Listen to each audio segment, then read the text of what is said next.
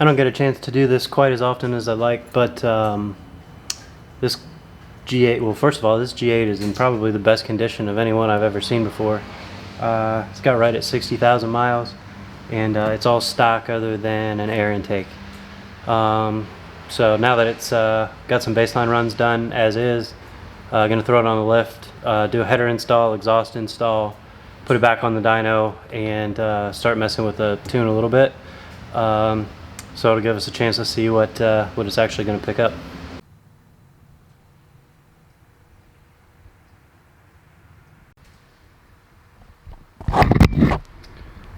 Made 2 runs back to back, no changes. There's the horsepower numbers.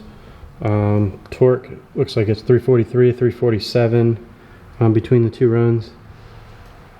And you can see down here there's a little difference in air fuel. Probably just from having a little more heat in it after the second run. And given the difference in air fuel, you can see there's a pretty minimal difference in horsepower. But that's our starting point. Let's see what the aftermarket parts are going to do.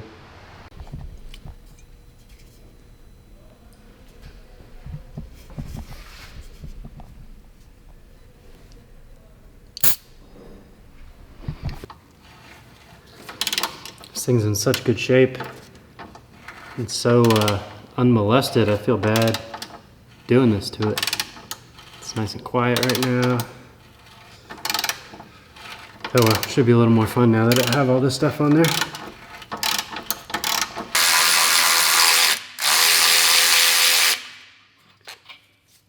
Everything's super tight and requiring a breaker bar to break loose, but it's coming off pretty good.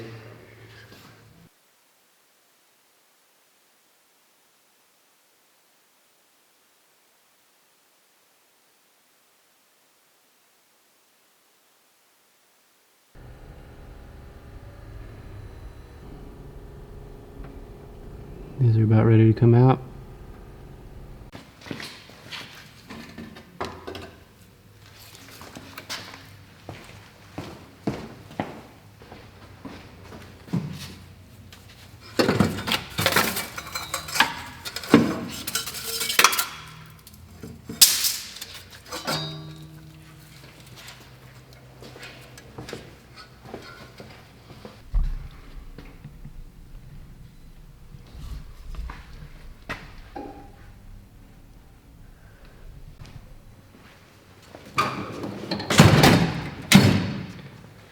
Alright, everything's taken apart. I'm going to call it quits here for the day. I got an hour or 2 of emails and stuff I need to answer and respond to. Tomorrow, probably go ahead and start throwing the headers and the rest of the exhaust on, and maybe with any luck I'll get it back on the dyno. Alright, here's all the old parts laid out next to the new parts. Pretty substantial difference all the way around. Headers are by Cooks, and the exhaust is by Solo Performance.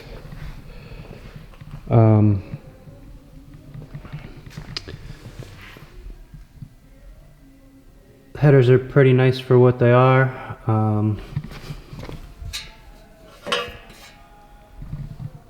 Guess they're MIG welded. The collectors are sort of cheesy.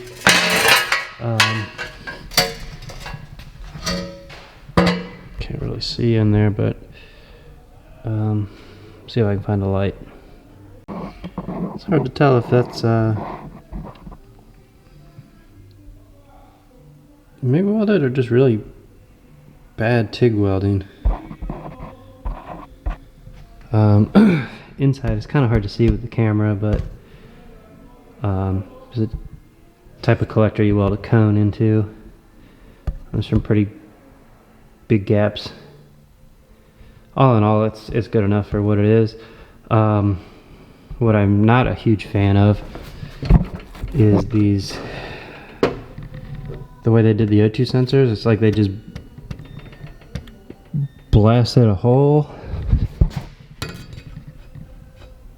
and then just like threaded the old material that they pushed through, or maybe it's some weird insert. Either way, it just has bad news written all over it. One, the threads are real bad. I might have to retap that before I can put a sensor in, or it's never going to come back out again. And then it's not welded or anything, so you know, if you put the O2 sensors in a couple years down the road, you need to take it apart. You might just destroy the whole header trying to get them out, so I'm not a huge fan of that.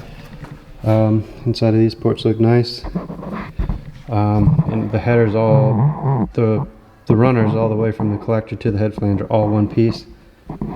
So from a manufacturing standpoint, that's awesome. Like, probably build a set of these headers in an hour. Here's what the factory manifolds look like. Not exactly ideal for performance. Very small tubing on the factory exhaust. There's mid pipes, resonators, random dents and tubes. The new exhaust, again, as much of it as can be, is all one piece, which is nice. These stamped X pipes are kind of cheesy, but they're very cost effective. This exhaust is definitely MIG welded. I'm actually kind of surprised that they did these parts with the ball flange, or whatever you want to call that, is its own separate piece and isn't just incorporated into the tubing, kind of like how these slip joints are. When I pulled this stuff out of the box, I was actually pretty excited to see that they did anti-drones back near the tailpipes, but then shortly after I realized there's no mufflers. So at least for my old ass, I mean, it's going to total the car and make it undrivable, but I understand that a lot of people like loud cars, but that goes away as you get a little older. So the exhaust looks like it's 409 stainless to me. Let's see. These look like 304. Yeah, so those are actually stainless. It just says stainless, the type of a grade. Yep. So it's 409 stainless. So basically you're paying for stainless and pretty much getting a slight step above mild steel. If anyone ever quotes you for a 409 stainless exhaust, just punch them in the mouth. Alright, time to put it all together.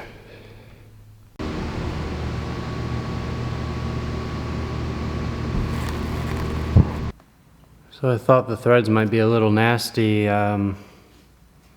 might potentially damage the sensor, but the threads are actually so bad that the sensor won't even begin to thread in at all. So if I didn't have a tap, I'd be totally screwed. So that's extremely disappointing. You can see a little better there. The threads on this are so jacked up that a tap won't even start. The way it's looking, there's a strong possibility I might have to take this back off of the car. That would really suck.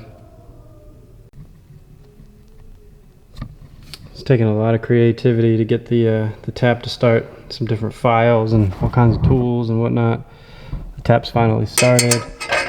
It went in a decent way, but how, I don't know if you can really tell, but see how it's like as hard as I can turn it. That's how blown out the threads are in this thing. And these are brand new. Yeah, totally unacceptable. It's like impossible to try and do this and film it at the same time, but an endless amount of go forward a little bit, go backwards even further.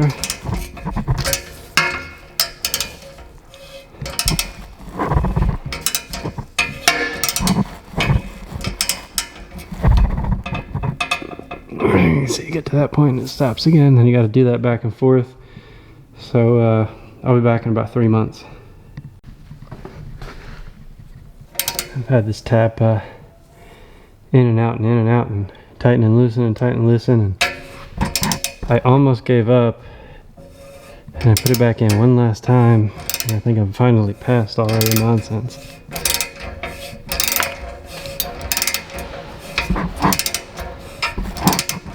Actually feels like it should now.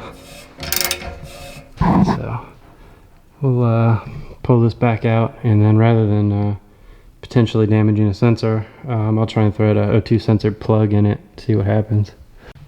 Alright, that really sucked, but got it straight. I got this sensor in as well. That one wasn't nearly as bad. Alright, now for the exhaust.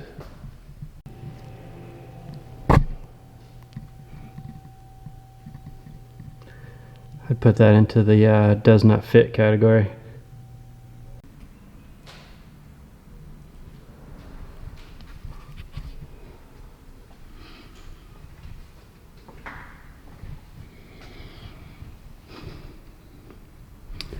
So this ended up working, but as these were tightened up, you could feel the headers pulling in like crazy. So there's a ton of extra stress there, but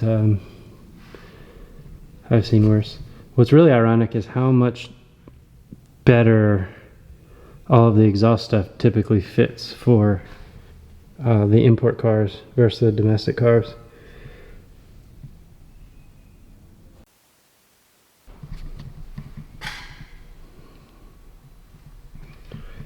So other than the misalignment up here where it connects to the headers, the rest of the exhaust went together super smooth and easy. I think I gotta throw spark plugs in it. It's ready to start up.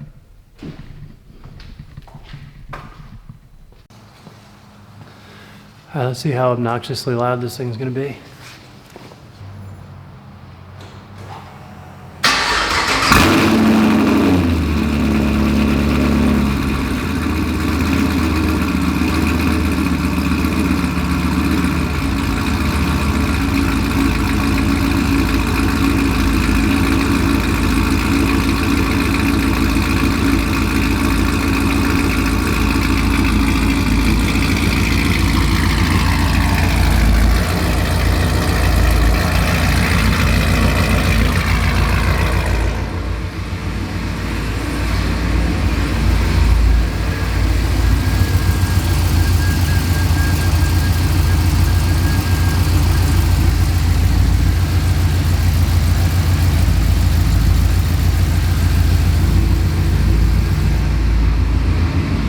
So loud. That you can see on the camera, but it smoked the whole place out from all the like bending fluid or whatever you want to call it inside the exhaust. So it's going to smoke like crazy for a little while.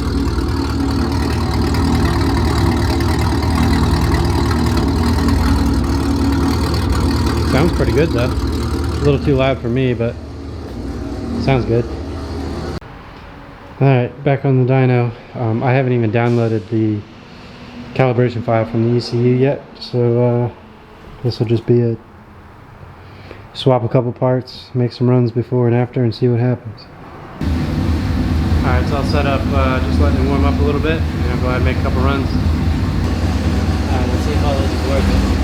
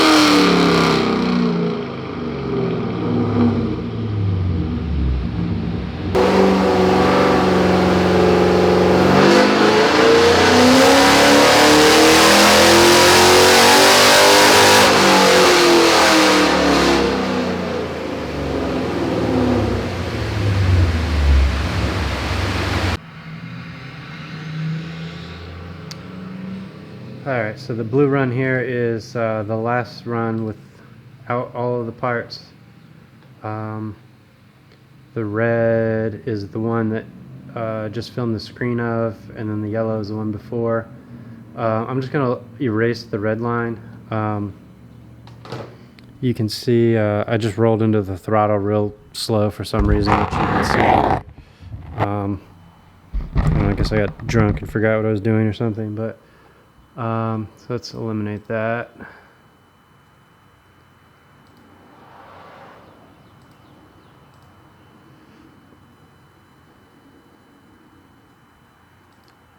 So yeah, you can see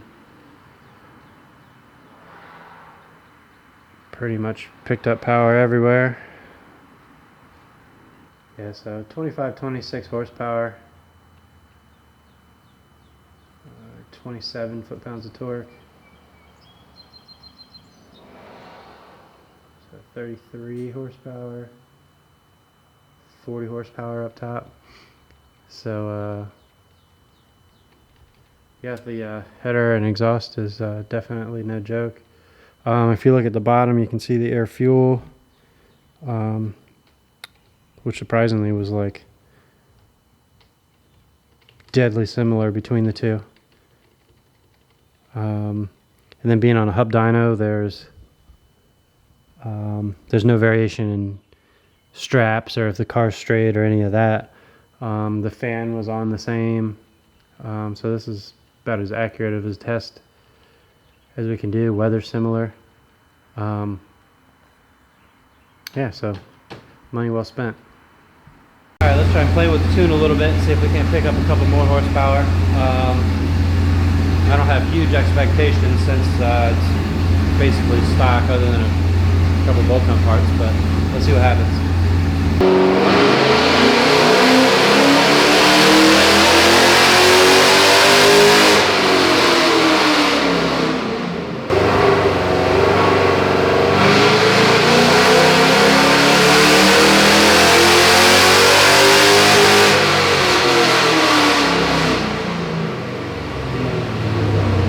Out trying all kinds of different air-fuel ratios with virtually no change in power. Started playing with some ignition timing and found a decent amount there. Here we have the red is with the new parts, and then the blue is with tuning. You can see it's 10-12 horsepower pretty much everywhere. This actually was a little bit better than I was expecting. So the red is the highest run with just the air intake, and the blue is where we ended off. Let's see, like 32, 38, 40, and that's the using the calculations over here are the difference between the runs.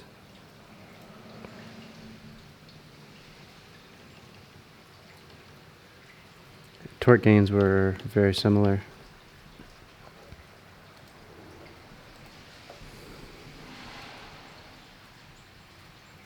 So hopefully you enjoyed watching that. Seeing the difference with the intake, header, exhaust, and tuning. In my opinion, it was pretty worthwhile. Pretty solid gains, naturally aspirated.